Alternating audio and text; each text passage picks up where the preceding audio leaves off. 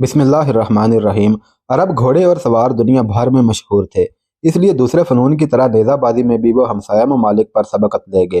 دمشق کے باہر ایک کھلے میدان میں قریباً ہر روز نیزہ بازی کی مشق کی جاتی تھی۔ نیزہ بازی میں یونان کا قدیمی رواج مقبولیت حاصل کر رہا تھا۔ ہمت آزمائی کرنے والے زرہ پوش شاہ سوار کچھ فاصلے پر ایک دوسرے کے سامنے کھڑے ہو جاتے۔ خطرے سے بچنے کے لیے زرہ اور خود کے استعمال کے باوجود اصلی نیزوں کے علاوہ ایسے نیزے استعمال کیے جاتے جن کے پھل لوہے کے نہ ہوں اور اگلا سرا تیز ہونے کی بجائے کند ہو۔ سالس درمیان میں جھنڈی لے کر کھڑا ہو جاتا اور اس کے اشارے پر یہ سوار گھوڑوں کو پوری رفتار سے دوڑاتے ہوئے ایک دوسرے پر حملہ آور ہوتے۔ جو سوار اپنے مد مقابل کی زد سے بچ کر اسے ضرب لگانے میں کامیاب ہوتا وہ بازی جیت جاتا۔ مات کھانے والا سوار کند نیزے کے دباؤ کی وجہ سے اپنا توازن کھو کر گھوڑے سے گر پڑتا اور تماشائیوں کے لیے سامان تضحیک بن جاتا۔ اس سال حسب معمول فنون حرب کی نمائش میں حصہ لینے کے لیے بہت لوگ دور دور سے آئے تھے۔ ایک وسیع میدان کے چاروں طرف تماشائیوں کا ہجوم تھا۔ ولید بن عبد الملک ایک کرسی پر رونق افروز تھا۔ اس کے دائیں بائیں دربار خلافت کے بڑے بڑے عہدے دار بیٹھے تھے۔ دوسری طرف تماشائیوں کی قطار کے آگے سلمان بن عبد الملک اپنے چند عقیدت مندوں کے درمیان بیٹھا تھا۔ نمائش شروع ہوئی۔ اسلحہ جات کے ماہرین نے منجنیق اور دبابوں کے جدید نمونے پیش کر کے انعامات حاصل کیے۔ تیر اندازوں اور شمشیر زنی کے ماہرین نے اپنے اپنے کمالات دکھائے اور تماشائیوں سے داد و تحسین حاصل کی۔ سلیمان کے 3 ساتھی تیر اندازی کے مقابلے میں شریک ہوئے اور ان میں سے ایک دوسرے درجے کا بہترین تیر انداز مانا گیا۔ اس کا دوسرا ساتھی صالح تلوار کے مقابلے میں یکے بعد دیگرے دمشق کے 5 مشہور پہلوانوں کو نیچا دکھا کر اس بات کا منتظر تھا کہ امیر المؤمنین اسے بلا کر اپنے قریب کرسی دیں گے، لیکن ایک نوجوان نے اچانک میدان میں آ کر اسے مقابلے کی دعوت دی اور ایک طویل اور سخت مقابلے کے بعد اس کی تلوار چھین لی۔ یہ نوجوان زبیر تھا۔ تماشائی آگے بڑھ بڑھ کر صالح کو مغلوب کرنے والے نوجوان کی صورت دیکھنے اور اسے مصافحہ کرنے میں گرم جوشی دکھا رہے تھے اور صالح غصے اور ندامت کی حالت میں اپنے ہونٹ کاٹ رہا تھا۔ ولید اٹھ کر آگے بڑھا اور زبیر سے مصافحہ کرتے ہوئے اسے مبارکباد دی اور پھر صالح کی طرف متوجہ ہو کر کہا، صالح تم اگر غصے میں نہ آ جاتے تو شاید مغلوب نہ ہوتے۔ بہر صورت میں اس نوجوان کی طرح تمہیں بھی انعام کا حقدار سمجھتا ہوں۔ سب سے آخر میں نیزہ بازی شروع ہوئی۔ کئی مقابلوں کے بعد 8 بہترین نیزہ باز منتخب کیے گئے اور آخری مقابلہ شروع ہوا۔ جوں جوں مقابلہ کرنے والوں کی تعداد گھٹتی جاتی تھی، داد و تحسین میں گلا پھاڑنے والے تماشائیوں کے جوش و خروش میں اضافہ ہوتا جاتا تھا۔ بالآخر ایک طرف ایک اور دوسری طرف 2 نیزہ باز رہ گئے۔ تنہا رہ جانے والے سوار نے یکے بعد دیگرے اپنے دونوں محالفین کو گرا کر اپنا خود اتارا اور عوام اسے پہچان کر زیادہ جوش و خروش کے ساتھ تحسین و آفرین کے نعرے بلند کرنے لگے۔ یہ نوجوان ایک یونانی نو مسلم تھا اور اس کا نام ایوب تھا۔ ایوب نے فاتحانہ انداز میں اپنا نیزہ بلند کرتے ہوئے اکھاڑے میں چاروں طرف ایک چکر لگایا اور اس کے بعد پھر میدان میں آ کھڑا ہوا۔ نقیب نے آواز دی، کوئی ایسا ہے جو اس نوجوان کے مقابلے میں آنا چاہتا ہے؟ عوام کی نگاہیں سلیمان بن عبد الملک پر مرکوز ہو چکی تھی۔ سلیمان نے اپنے سر پر ہود رکھتے ہوئے اٹھ کر ایک حبشی غلام کو اشارہ کیا جو پاس ہی ایک خوبصورت مشکی گھوڑے کی باگ تھامے کھڑا تھا۔ غلام نے گھوڑا آگے کیا اور سلیمان اس پر سوار ہو گیا۔ سلیمان اور ایوب ایک دوسرے کے مقابلے میں کھڑے ہو گئے اور عوام دم بخود ہو کر سالس کی جھنڈی کے اشارے کا انتظار کرنے لگے۔ سالس نے جھنڈی ہلائی اور ایک طرف کھڑا ہو گیا۔ سوار رفتار گھوڑے ایک دوسرے کی طرف بڑھے۔ سواروں نے ایک دوسرے کے قریب پہنچ کر خود بچنے اور دوسرے کو ضرب لگانے کی کوشش کی۔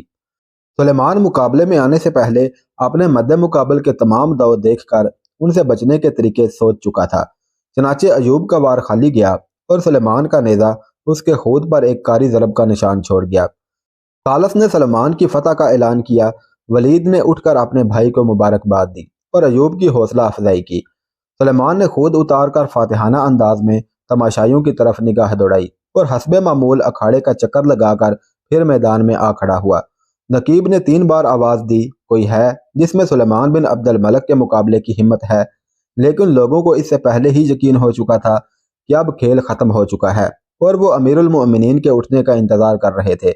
لیکن ان کی حیرت کی کوئی انتہا نہ رہی جب سفید گھوڑے پر ایک سوار نیزہ ہاتھ میں لیے میدان میں آ کھڑا ہوا۔ تماشائیوں کو حیرانی اس بات پر نہ تھی کہ ایک نیزہ باز سلیمان بن عبد الملک کو مقابلے کی دعوت دے رہا تھا، بلکہ وہ اس بات پر ششدر تھے کہ اجنبی سوار کے جسم پر زرہ تھی نہ چار آئینہ۔ وہ سیاہ رنگ کا چست لباس پہنے ہوئے تھا، سر پر خود کی بجائے سفید امامہ تھا اور آنکھوں کے سوا باقی چہرے پر سیاہ نقاب تھا۔ زرہ کے بغیر صرف وہ لوگ ایسے مقابلوں میں حصہ لیتے ہیں جنہیں اپنے حریف کی کمتری کا پورا یقین ہو، لیکن سلیمان اس دن کا ہیرو تھا اور لوگ سلیمان کے مقابلے کے لیے زرہ اور خود کے بغیر میدان میں آنے والے سوار کی بہادری سے متاثر ہونے کی بجائے اس کی دماغی حالت کے صحیح ہونے میں شک کر رہے تھے۔ ولید اور زبیر کے سوا کسی کو یہ علم نہ تھا کہ یہ کون ہے، لیکن اس کی اس جرأت پر ولید بھی پریشان تھا۔ اس نے آہستہ سے زبیر کے کان میں کہا، یہ محمد بن قاسم ہے یا کوئی اور؟ زبیر نے جواب دیا، امیر المؤمنین، یہ وہی ہے۔ ولید نے کہا، لیکن وہ سلیمان کو کیا سمجھتا ہے؟ اگر اس کی پسلیاں لوہے کی نہیں تو مجھے ڈر ہے کہ لکڑی کا کند سرا بھی اس کے لیے نیزے کی نوک سے کم خطرناک ثابت نہ ہوگا۔ تم جاؤ اور اسے بلا کر سمجھاؤ۔ زبیر نے جواب دیا، امیر المؤمنین، میں اسے بہت سمجھا چکا ہوں، وہ خود بھی اس خطرے کو محسوس کرتا ہے، لیکن وہ یہ کہتا ہے کہ اس صورت میں اگر اس کی جیت ہوئی تو نوجوانوں پر اس کا خوشگوار اثر پڑے گا اور اسے سندھ کے حالات سنا کر انہیں جہاد کے لیے آمادہ کرنے کا موقع مل جائے گا۔ اس کا یہ بھی خیال ہے کہ زرہ کے بغیر سوار زیادہ چست رہ سکتا ہے۔ زبیر کا جواب ولید کو مطمئن نہ کر سکا۔ وہ خود اٹھ کر محمد بن قاسم کی طرف بڑھا اور تماشائی زیادہ پریشانی کا اظہار کرنے لگے۔ محمد بن قاسم سلیمان کی طرف دیکھ رہا تھا۔ ولید نے قریب پہنچتے ہی آواز دے کر اسے اپنی طرف متوجہ کیا اور کہا، برخودار، مجھے تمہاری شجاعت کا اعتراف ہے، لیکن یہ شجاعت نہیں، نادانی ہے۔ تم زرہ اور خود کے بغیر عرب کے بہترین نیزہ باز کے مقابلے میں جا رہے ہو، اور اگر اس نے اسے اپنی تضحیک سمجھا تو مجھے ڈر ہے کہ تم دوبارہ گھوڑے پر سوار ہونے کے قابل نہیں رہو گے۔ محمد بن قاسم نے جواب دیا، امیر المؤمنین، خدا جانتا ہے کہ مجھے اپنی نمائش مقصود نہیں۔ میں یہ خطرہ ایک نیک مقصد کے لیے قبول کر رہا ہوں اور یہ کوئی بہت بڑا خطرہ بھی نہیں۔ میرا خیال ہے کہ زرہ پہن کر سوار چست نہیں رہتا، لیکن اگر تمہاری چستی تمہاری پسلیاں نہ بچا سکی تو؟ ولید نے کہا، تو بھی مجھے افسوس نہ ہوگا۔ محمد بن قاسم نے کہا، مجھے اپنی پسلیوں سے زیادہ اس لڑکی کا خیال ہے جس کے سینے میں ہمارے بے رحم دشمن کے تیر کا زخم ناسور بن چکا ہے۔ اگر خدا کو اس کی مدد منظور ہے تو مجھے یقین ہے کہ وہ آج مجھے دمشق کے لوگوں کے سامنے سامان تضحیک نہ بننے دے گا، اور ممکن ہے میں بازی جیتنے کے بعد اس ہجوم میں اس کا پیغام پڑھ کر سنا سکوں۔ انفرادی تبلیغ سے جو کام ہم مہینوں میں کر سکتے ہیں وہ ایک دن میں ہو جائے گا۔ اب مجھے اجازت دیجیے اور دعا کیجیے کہ اللہ تعالیٰ میری مدد کرے۔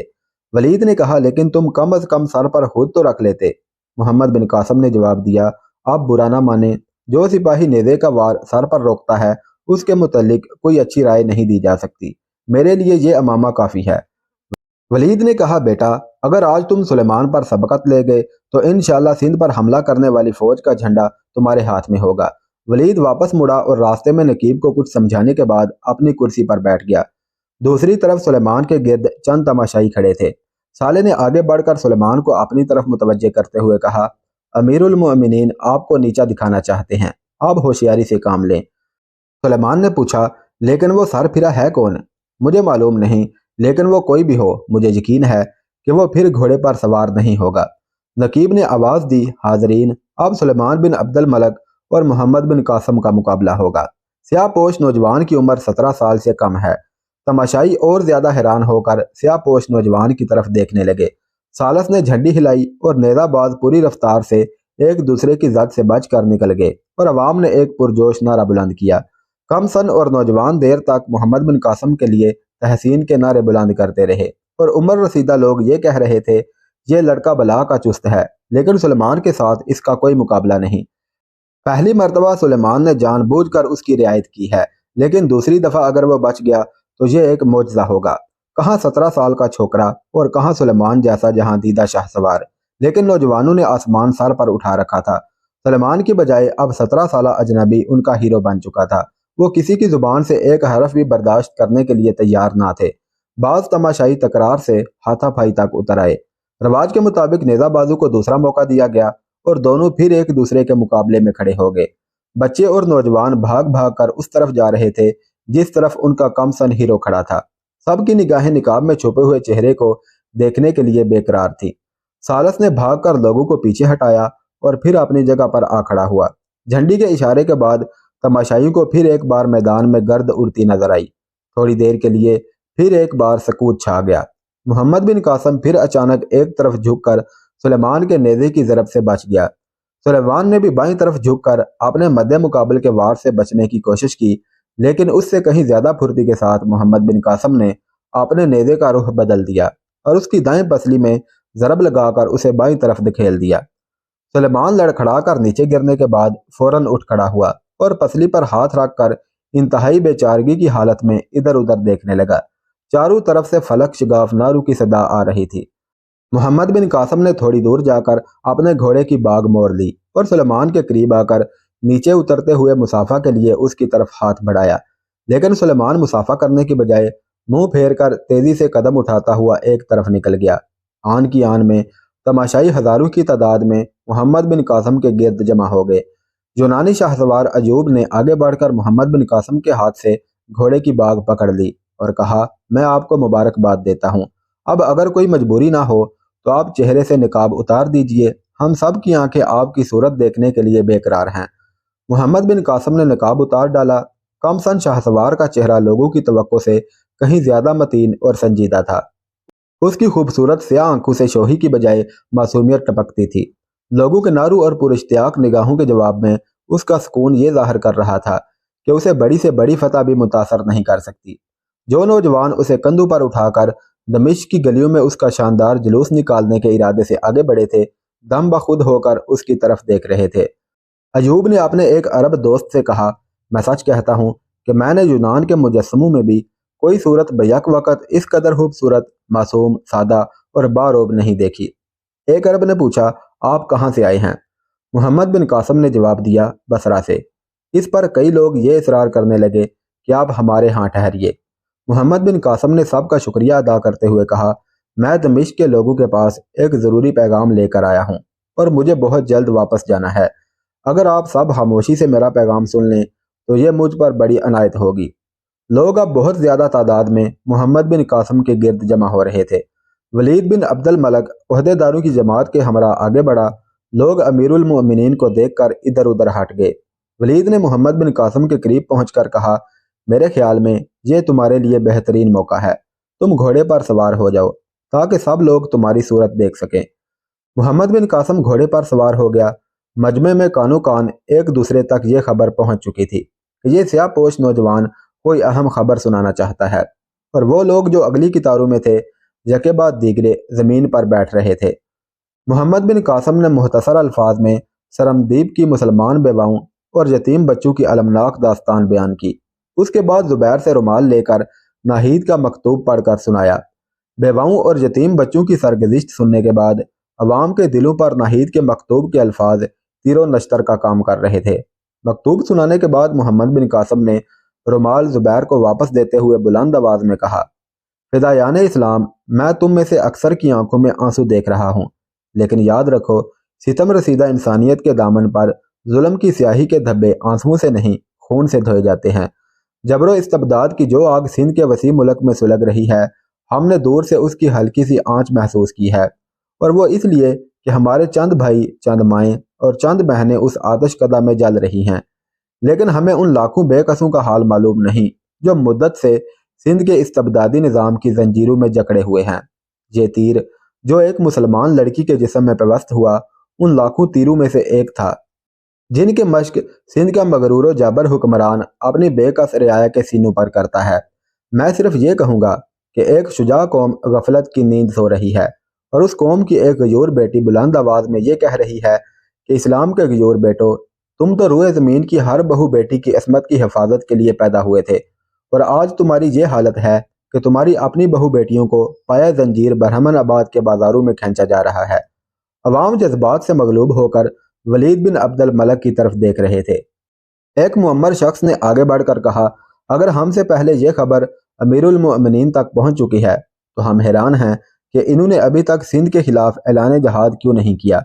ہجوم آتش فشاں پہاڑ کی طرح بھرا بیٹھا تھا۔ چاروں طرف جہاد جہاد کے فلک شگاف نعرے گونجنے لگے۔ محمد بن قاسم نے دونوں ہاتھ بلند کرتے ہوئے لوگوں کو خاموش کیا اور پھر اپنی تقریر شروع کی۔ میرے مخاطب وہ لوگ نہیں جو ایک ہنگامی جوش کے باعث چند نعرے لگا کر خاموش ہو جاتے ہیں۔ زندہ قومیں نعرے بلند کرنے سے پہلے اپنی تلواریں بے نیام کر کے میدان میں کودتی ہیں۔ تم دمشق میں چند نعرے لگا کر ان نگاہوں کی تشفی نہیں کر سکتے جو یہاں سے ہزاروں میل دور تمہاری تلواروں کی چمک دیکھنے کے لیے بے قرار ہیں۔ امیر المومنین کو اپنی ذمہ داری کا احساس ہے، لیکن انہوں نے ابھی تک تمہارے نعرے نہیں سنے۔ کاش ان نعروں کے ساتھ وہ تلواریں بھی نیام سے باہر آنے کے لیے بے قرار ہوتی جن کی نوک کے ساتھ تمہارے آباء و اجداد سطوت اسلام کی داستان لکھ گئے ہیں۔ میں دیکھنا چاہتا ہوں کہ قادسیہ اور اجنا دین کے مجاہدوں کی اولاد میں زندگی کی کوئی رمق باقی ہے یا نہیں۔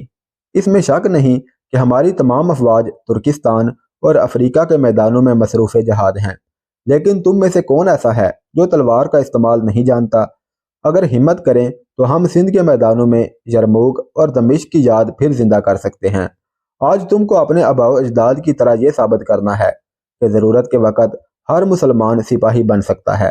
اب تمہاری تلواریں دیکھ کر میں امیر المؤمنین سے اعلان جہاد کی درخواست کرتا ہوں۔ محمد بن قاسم گھوڑے سے اتر پڑا۔ اس کی تقریر کے اختتام تک کئی بوڑھے اور نوجوان تلواریں بلند کر چکے تھے۔ ایک 10 سال کا لڑکا سخت جدوجہد کے بعد لوگوں کو ادھر ادھر ہٹاتا ہوا آگے بڑھا اور ولید کے قریب جا کر بولا، امیر المؤمنین، کیا مجھے بھی جہاد پر جانے کی اجازت ہوگی؟ مجھے معلوم نہ تھا، ورنہ میں تلوار لے کر آتا، لیکن میں ابھی لے آتا ہوں، آپ انہیں تھوڑی دیر کے لیے روکیں۔ ولید نے پیار سے اس کے سر پر ہاتھ رکھتے ہوئے کہا، تمہیں ابھی چند سال اور انتظار کرنا پڑے گا۔ لڑکا دل برداشتہ ہو کر محمد بن قاسم کے قریب آ کھڑا ہوا۔ ولید کے اشارے پر ایک شخص ایک کرسی اٹھا لایا اور اس نے کرسی پر کھڑے ہو کر کہا، اس نوجوان کی تقریر کے بعد مجھے کچھ اور کہنے کی ضرورت نہیں۔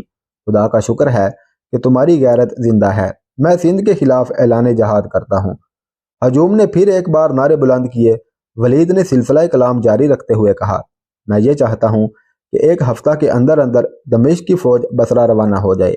وہاں اگر محمد بن قاسم جیسے چند اور نوجوان موجود ہیں تو مجھے یقین ہے کہ کوفہ اور بصرہ سے بھی سپاہیوں کی ایک اچھی خاصی تعداد جمع ہو جائے گی۔ آپ میں سے جن لوگوں کے پاس گھوڑے نہیں ان کے لیے گھوڑوں اور جن کے پاس اسلحہ نہیں ان کے لیے اسلحے کا انتظام کیا جائے گا۔ میں جو اہم ترین خبر آپ کو سنانا چاہتا ہوں وہ یہ ہے کہ محمد بن قاسم کو سندھ پر حملہ کرنے والی افواج کا سپہ سالار مقرر کرتا ہوں۔ میں نے اس ہونہار مجاہد کے لیے عماد الدین کا لقب تجویز کیا ہے۔ آپ دعا کریں کہ یہ صحیح معنوں میں عماد الدین ثابت ہو۔ رات کے تیسرے پہر محمد بن قاسم دمشق کی جامعہ مسجد میں نماز تہجد ادا کرنے کے بعد ہاتھ اٹھا کر انتہائی سوز و گداز کے ساتھ یہ دعا کر رہا تھا، یا رب العالمین، میرے نحیف کندھوں پر ایک بھاری بوجھ آن پڑا ہے، مجھے اس ذمہ داری کو پورا کرنے کی توفیق دے اور میرے ساتھ دینے والوں کو ان کے آباء و اجداد کا عزم اور استقلال عطا فرما۔ حشر کے دن فدایان رسول صلی اللہ علیہ وسلم کی جماعت کے سامنے میری نگاہیں شرمسار نہ ہوں۔ مجھے خالد بن ولید کا عزم اور مثنہ بن حارثہ کا اثار عطا کر۔ میری زندگی کا ہر لمحہ تیرے دین کی سربلندی کے لیے وقف ہو۔ اس دعا کے اختتام پر زبیر کے علاوہ ایک اور شخص نے بھی جو محمد بن قاسم کے دائیں ہاتھ بیٹھا ہوا تھا آمین کہی، اور یہ دونوں اس کی طرف دیکھنے لگے۔ اس کے سادہ لباس اور نورانی صورت میں غیر معمولی جاذبیت تھی۔ وہ کھسک کر محمد بن قاسم کے قریب ہو بیٹھا اور اس کی طرف محبت اور پیار سے دیکھتے ہوئے بولا، تم محمد بن قاسم ہو؟ جی ہاں، اور آپ؟ میں عمر بن عبد العزیز ہوں۔ محمد بن قاسم عمر بن عبد العزیز کی بزرگی اور پاکیزگی کے متعلق بہت کچھ سن چکا تھا۔ اس نے عقیدت مندانہ نگاہوں سے دیکھتے ہوئے کہا، آپ میرے لیے دعا کریں۔ حضرت عمر بن عبد العزیز نے فرمایا، خدا تمہارے نیک ارادے پورے کرے۔ محمد بن قاسم نے کہا، ایک مدت سے میرا ارادہ تھا کہ آپ کے نیاز حاصل کروں۔ آج آپ کی ملاقات کو تائید غیبی سمجھتا ہوں، مجھے کوئی نصیحت فرمائیں۔ عمر بن عبد العزیز نے کہا، میں تمہیں صرف یہ بتانا چاہتا ہوں کہ تمہارے جیسے بہادر اور ہونہار سپہ سالار کی قیادت میں انشاءاللہ دشمن کے خلاف تلوار کی مہم جلد ختم ہو جائے گی، لیکن اگر تم سندھ میں جہاد کا صحیح جذبہ لے کر جا رہے ہو تو تمہیں وہاں اپنے ہلاک اور کردار سے یہ ثابت کرنا ہوگا کہ تم سندھ کے لوگوں کو غلام بنانے کے لیے نہیں بلکہ انہیں نظام باطل کی زنجیروں سے آزاد کر کے سلامتی کا راستہ دکھانے کے لیے آئے ہو۔ تم کو انہیں یہ بتانا ہے کہ دائرہ توحید میں قدم رکھنے والا ہر انسان دنیا کی غلامی سے آزاد ہو سکتا ہے۔ تم ایک ایسے ملک میں جا رہے ہو جس میں نیچ ذات کے لوگ اپنے اوپر اونچی ذات والوں کے جبر و اختیار کا پیدائشی حق تسلیم کرتے ہیں۔ سندھ کے استبدادی نظام کی جڑیں کٹ جانے کے بعد اگر تم لوگوں کے سامنے اسلامی مساوات کا صحیح نقشہ پیش کر سکے تو مجھے یقین ہے کہ تم ان کے قلوب پر بھی فتح پا سکو گے۔ جو آج تمہارے دشمن ہیں کل تمہارے دوست ہو جائیں گے۔ مسلمان بیواؤں اور یتیموں پر سندھ کے حکمران کے مظالم کی داستان سن کر بعض نوجوان صرف جذبہ انتقام کے تحت تمہارا ساتھ دینے کے لیے تیار ہو گئے ہیں، لیکن ان میں سے کسی کو گرے ہوئے دشمن پر وار کرنے کی اجازت نہ دینا۔ خدا زیادتی کرنے والوں کو پسند نہیں کرتا۔ ظالم کے ہاتھ سے اس کی تلوار چھین لو، لیکن اس پر ظلم نہ کرو، بلکہ اگر وہ تائب ہو جائے تو اس کی خطا معاف کر دو۔ اگر وہ دین الہی قبول کرنے پر آمادہ ہو جائے تو اسے سینے سے لگا لو۔ اگر وہ زخموں سے نڈھال ہو کر تم سے پناہ مانگے تو تم اس کے زخموں پر مرہم رکھو۔ ہمارے یتیموں اور بیواؤں پر ظلم ہوا ہے، لیکن تم ان کے یتیموں اور بیواؤں کے سر پر شفقت کا ہاتھ رکھو، اور یہ یاد رکھو کہ خدا ہمسایہ ممالک پر عرب قوم کا سیاسی غلبہ نہیں چاہتا، بلکہ کفر کے مقابلے میں اپنے دین کی فتح چاہتا ہے، اور یہ کام اگر عربوں کے ہاتھوں پورا ہو تو وہ دنیا میں بھی فلاح پائیں گے اور ان کی آخرت بھی اچھی ہوگی۔ نماز صبح کی اذان سن کر عمر بن عبدالعزیز نے اپنی تقریر ختم کی۔ نماز کے بعد محمد بن قاسم نے ان سے رخصت ہوتے وقت کہا، مجھے یہاں سے روانہ ہونے میں 5 دن اور لگ جائیں گے۔ اس عرصے میں آپ کے علم و فضل سے اور زیادہ مستفید ہونا اپنی خوش بختی خیال کروں گا، لیکن دن کا بیشتر حصہ مجھے نئے سپاہیوں کو تربیت دینے میں صرف کرنا پڑے گا۔ اگر آپ کو تکلیف نہ ہو تو رات کو کسی وقت میں آپ کی خدمت میں حاضر ہو جایا کروں۔ عمر بن عبدالعزیز نے جواب دیا، تم جس وقت چاہو میرے پاس آ سکتے ہو، خاص طور پر اس وقت تم ہر روز مجھے یہاں پاؤ گے۔ 8-10 دن کے بعد میں بھی مدینہ چلا جاؤں گا۔